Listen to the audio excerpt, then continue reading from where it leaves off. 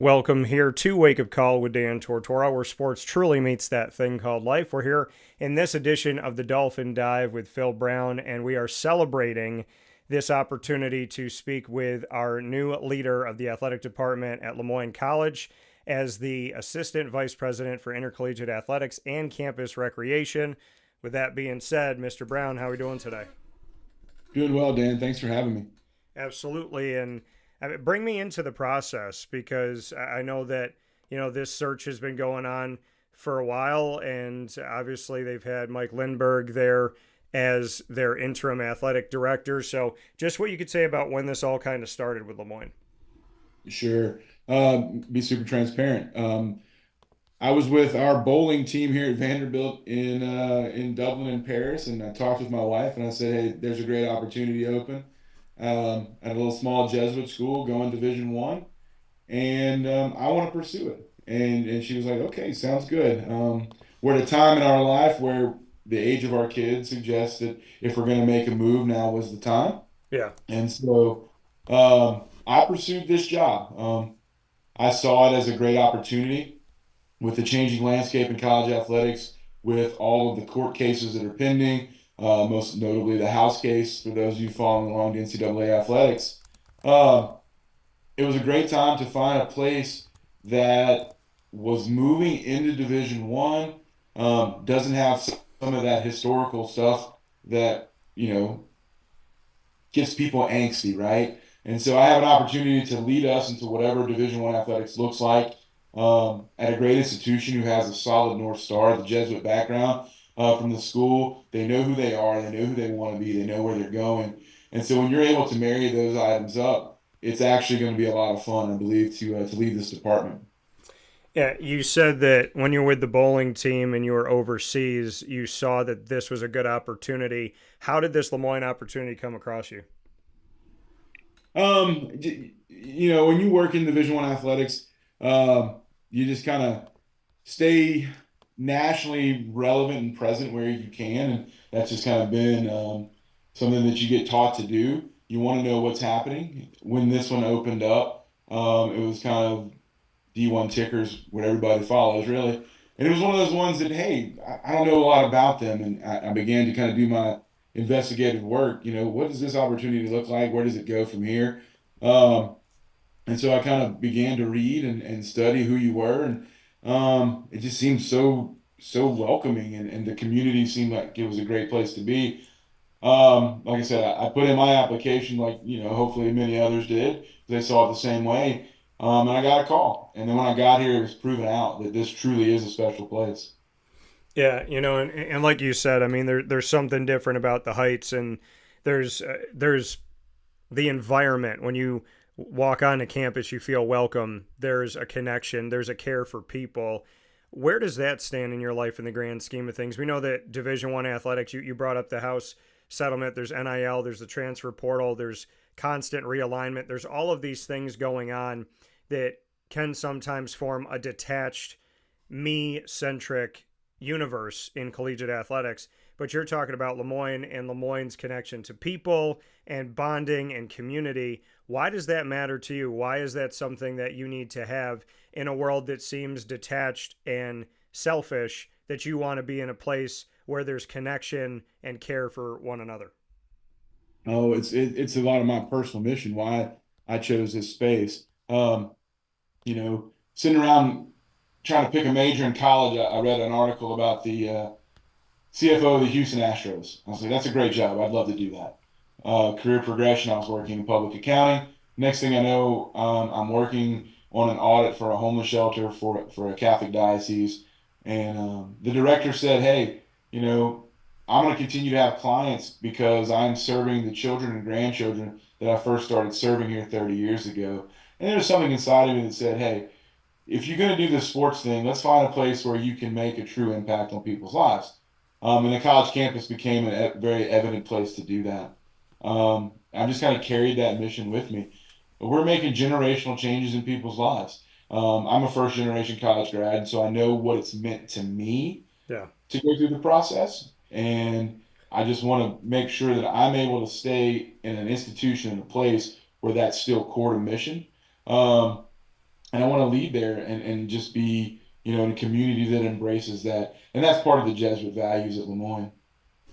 And you brought up the Jesuit values more than once. Do you have a faith? Is it something that you practice? Is it something that you hold closely within you? And what can you say to that effect? Oh, sure. I'm a devout practicing Catholic. It's a every Sunday thing. My kids are in Catholic school here in Tennessee, looking for the same opportunities there when we get to Syracuse. It's something that's important to me, obviously. Um, so it helps that I'm aligned in that way with the Jesuit mission. And as we look at that history for you, you're a native of Louisiana, and kind of going through your road, earning an undergraduate degree in accounting from Houston, a master's in business administration at Texas A&M Commerce, and then earning a master's degree in sports management from Georgia Southern, and a graduate of the Sports Management Institute executive programs that were conducted at Michigan as well as Texas. You brought up your family and you brought up your children, so your wife Allison as well as your kids Charlotte, Owen, and Emmett. So the kind of journey for you of going to a lot of different places, and a lot of those places were in the South. So two-parter here. You talked about your family moving up here. One, are you okay being out of the South where it's a little bit warmer? And two, just what you could say about the family aspect, because obviously when you're making this decision, it's a decision with Allison, it's a decision with Charlotte, a decision with Owen, and a decision with Emmett. Yeah. We'll lean on the weather part first. Yeah. I don't know that there wasn't an interview step where someone didn't bring up the snow and are you okay with it? Yeah, I'm great with it. We went as a family skiing a few years ago out in Colorado.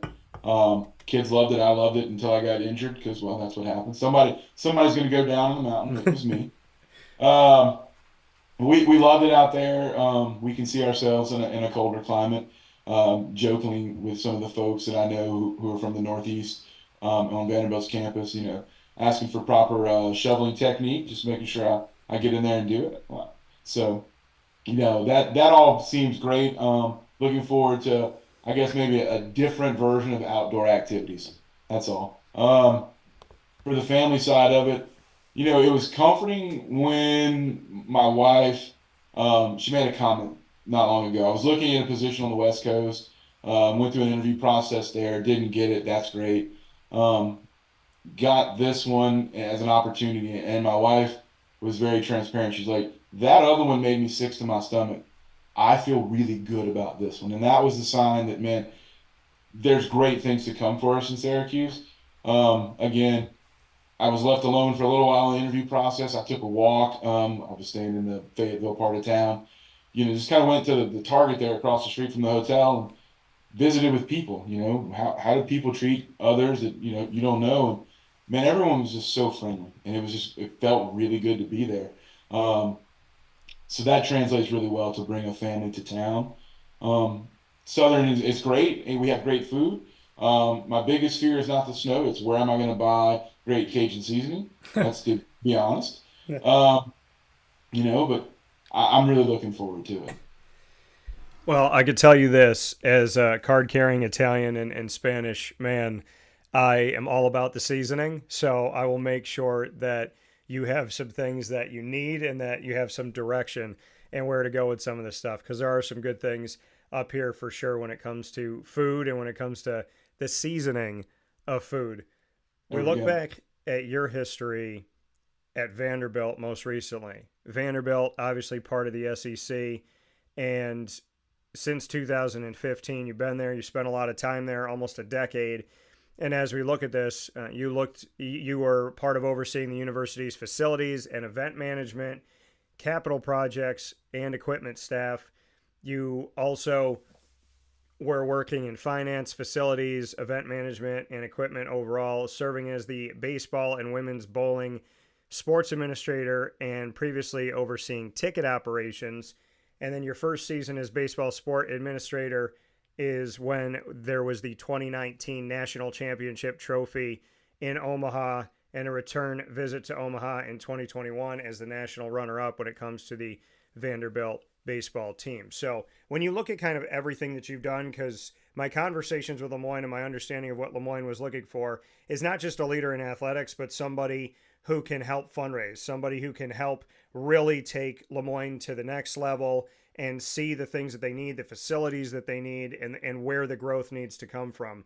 How does your prior experiences at Vanderbilt and anywhere else, how does this all kind of come together to make you the well-rounded candidate that you believe is the reason why LeMoyne asked you if you'd like the job?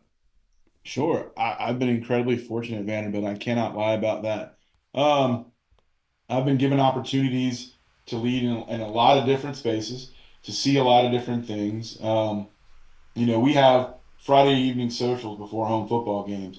You get to go and visit with our donors and experience that part of it. Um, it really is just what you said. It's a well-rounded experience at a power conference school. You see a lot of different things. We are in the middle of a $350 million plus capital program, with one of the buildings opening, here soon. Hmm. So getting to see kind of that fundraising effort that went into that, the full construction piece of it, visiting with architects, um, looking at it from a standpoint of understanding that this is a performance facility that we're building, but you also need to find kind of those revenue generating angles. So when you build a double stack basketball practice facility on the end of the football stadium, you better find a way to put some seats and some other football amenities in there. I mean, that's just part of kind of learning and growing through that process. Being allowed to be part of that was very important. Yeah, in Vanderbilt right now, I mean, we've seen a pretty incredible football season. They were within a few points of Texas over the weekend. They defeated Alabama. You have some more time before you come up to LeMoyne. Have you been enjoying the fact that a team that has often been forgotten in football is being remembered now and celebrated now when we talk about Vanderbilt? And then secondly, are you going to be okay coming to a school that doesn't have football? So to the enjoying it part, absolutely. It's been a different experience these last couple of weeks. At the Y in the morning working out, wearing a Vanderbilt logo. A few more people stopped by to say congratulations, you look good. Immediately after we beat Alabama, I went to a national conference, and I got to find out how many people were not fans of Alabama football. They were all very happy for us. Um, no, I don't need to be at a school that has football. Believe it or not, I've never played it down in my life, even though people would suggest that I probably did because the way I look. Growing up in rural Louisiana, we didn't have it. I enjoy watching football, but it is not something that is necessary to make me tick. We're going to be great at the sports we have. We have a great sport portfolio at LeMoyne. I look forward to watching all of those young people excel at what they do. And for you, when you were going through this process, I know there's some coaches involved in the process of finding the right fit, and ultimately, you being the future of LeMoyne and leading the athletic department. Have you gotten to spend any time with student athletes at LeMoyne at all yet, or have you spoken to all of the coaches, some of the coaches, kind of where all of that's at? Sure. There was a small panel of young women student athletes that I did meet with when I was there. There was some former student athletes as well in the interview process, and so you really get a good sense of where the student athletes are. Just like anything in any organization, we have some room to improve the experience, and that's part of what I look to do. Got to get there and kind of study into where we are and what we're doing. On the coaches side. There was a panel where all of them were in the room. I texted all of them first thing yesterday. I made it a point to get all their phone numbers, make sure they had mine as fast as possible, and left it kind of an open-ended of, hey, I would love to talk to you even before I get there. So if they have questions, want to pick my brain um, during this transition period, while I'm not officially there, I'd love to be part of being able to help them. Yeah, and you spoke about the community and the overall feel that you got, not just from being on campus at LeMoyne, but being out in Fayetteville and just meeting with people, walking over to that Target and whatnot. How would you describe, for what you know at this point, the coaches and the student athletes, the caliber of what's on campus, the character of the people, not just wins and losses. No, it's a great group. Everyone that I've spoke to, in detail about what the aspiration of being Division One is, the coaches see it. They're ready. They need to understand what the resources are and what kind of next steps are. Looking for communication, which is important. They don't want to just sit back and let it happen. They want to be active and engaged, and that's so important in this transition process that they're part of it. They're leading to Division One, and so I was incredibly impressed with those folks. Same with the student athletes I spoke to.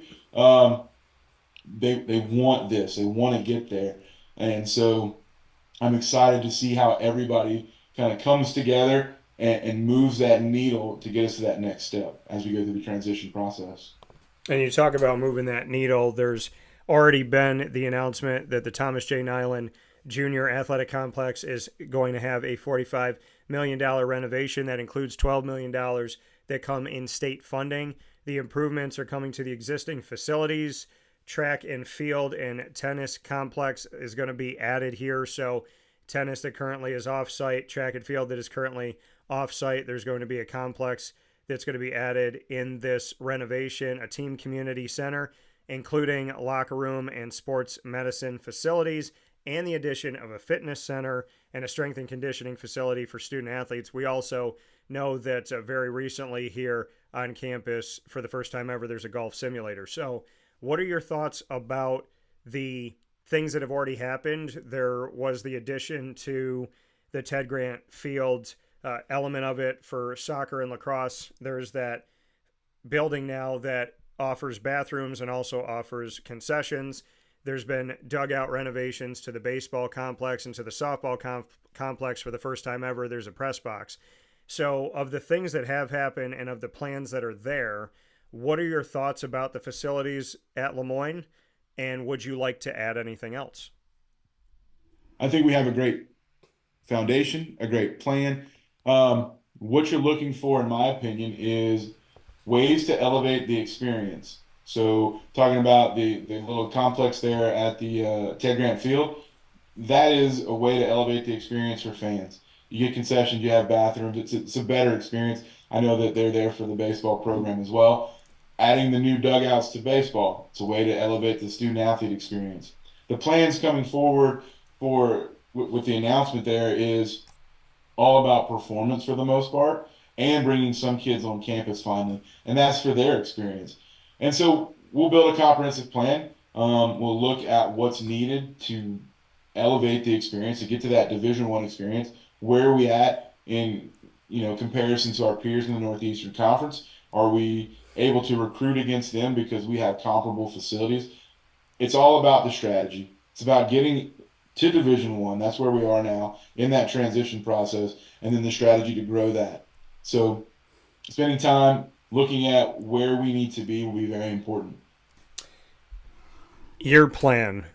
I'm sure that when there was this panel speaking with you about your vision and your mission and if you're going to be the right fit, that you had to talk about what that vision is, what that mission is, and maybe some of those components to your plan or how those dominoes will fall.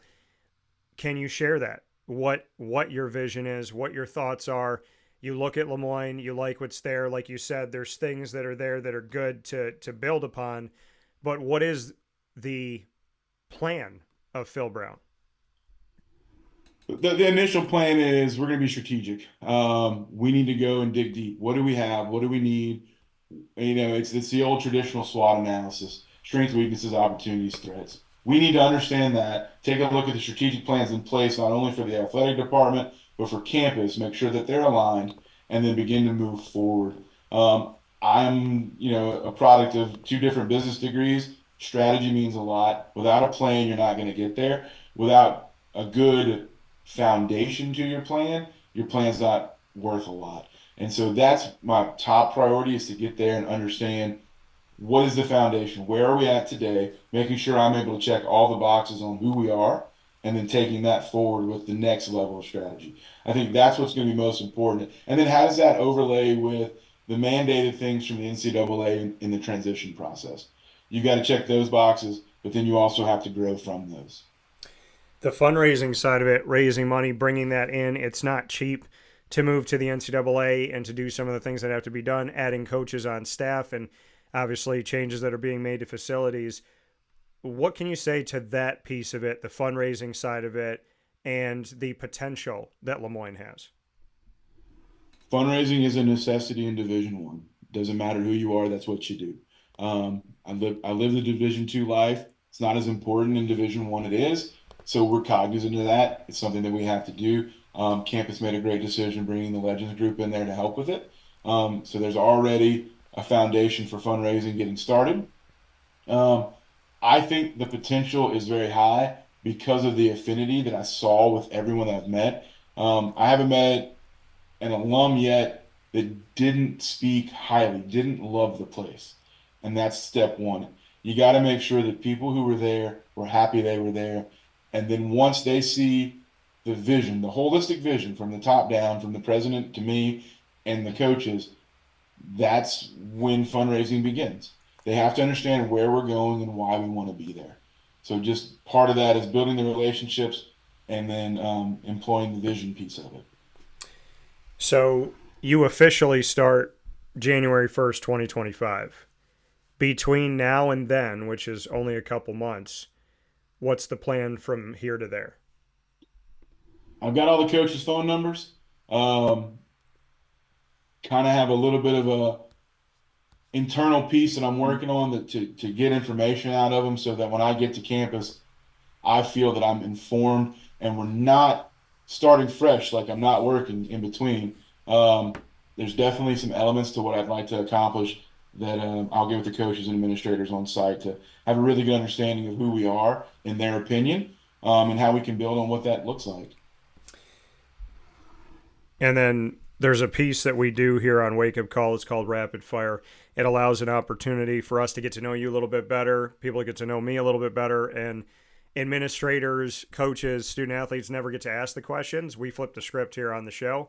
So you get to put me on the hot seat, Phil. You can ask me anything you want. What do you have for me? All right, best place to get breakfast. Before my wife gets there, I'm not sure I'm going to cook breakfast for myself. Where do I go? It's right down the road. You go to Mother's Cupboard. There is no place better. It's been featured nationally. People come in and go there, and I actually have the blessing and opportunity to have my own breakfast sandwich there. So I would say, without doubt, go to Mother's Cupboard, and you can ask Nate Champion about Mother's Cupboard because him and I have broken bread there a bunch. Sounds good. How'd you become affiliated with LeMoyne? What is your affinity? What's your connection? So I came up with something called an exclusive multimedia marketing partnership. And what that does is it allows for LeMoyne or any college and university to have a sounding board, to have a voice, and to have consistent positivity coming through. So when something's coming up that we want to discuss, we're the exclusive first stop to share that information, for you to share that information, coaches and student athletes. And we are local, regional, national, and international. We have a bunch of different avenues that we reach people at.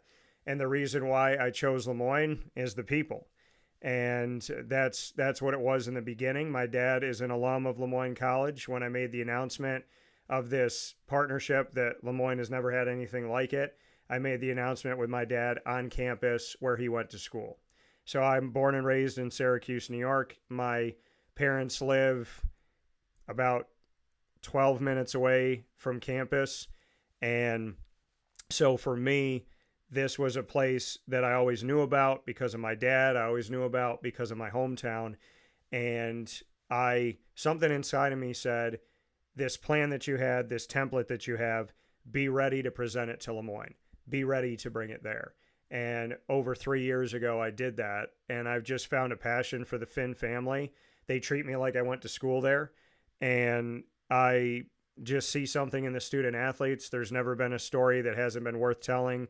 The coaches and the effort and the enthusiasm, the way they work. There's so many great diamonds in the rough, and everything about this partnership is to dust off those diamonds and put them out in the front, put them in that front case. Don't put them in the back room because LeMoyne should be celebrated. It should be honored. It should have the spotlight.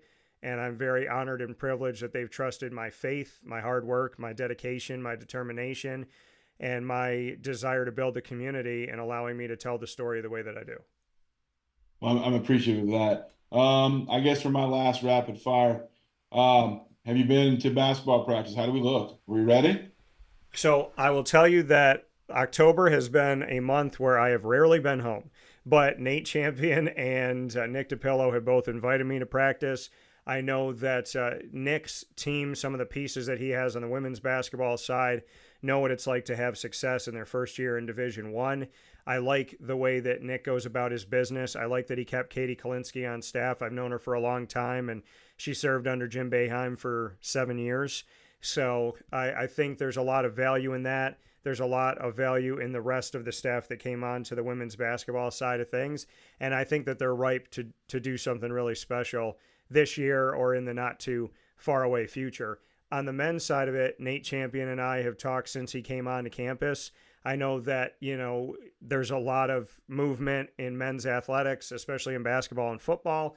And so they've had to build and kind of figure out every single year what they're going to do with different pieces. But I know that there's an attention to detail, there's success. They defeated FDU last year, and that team had some of the pieces, student athlete wise and assistant coach wise, that was a 16 seed that defeated number one seeded Purdue the season before. So, what I can tell you about both of the teams is they're led by people who really care. They're led by people who challenge and push themselves. They're led by people who I respect. And I think that the assistant coaches and the attention to detail and the willing to go out there and find the right players and find the right pieces and really build a family and build camaraderie and care about the kids and care about their education and at the same time be students of the game themselves as coaches and teach those X's and O's. In my opinion, I think that people sleep on men's and women's basketball at LeMoyne like they do with other sports. And I think if they do that this season, they may pay for it. That's great, man. Well, I appreciate you having me on today. Absolutely. Well, Phil, it's my honor. And, obviously, I love the opportunity to meet you face to face soon when you come up to Syracuse. But this is something, this partnership means the world to me. And like your wife said, she had a good feeling about this move. I had a good feeling about you coming in. And I'm happy that we had the opportunity to talk today. And I look forward to building our relationship on and off the air and working together to bring LeMoyne to a level where everybody can be proud, grateful, and make sure that those foundational pieces and those Jesuit values are still paramount. So I'm looking forward to your leadership, and I'm looking forward to meeting you. Hey, thanks, man. Thanks for the kind words. Have a good one. You too.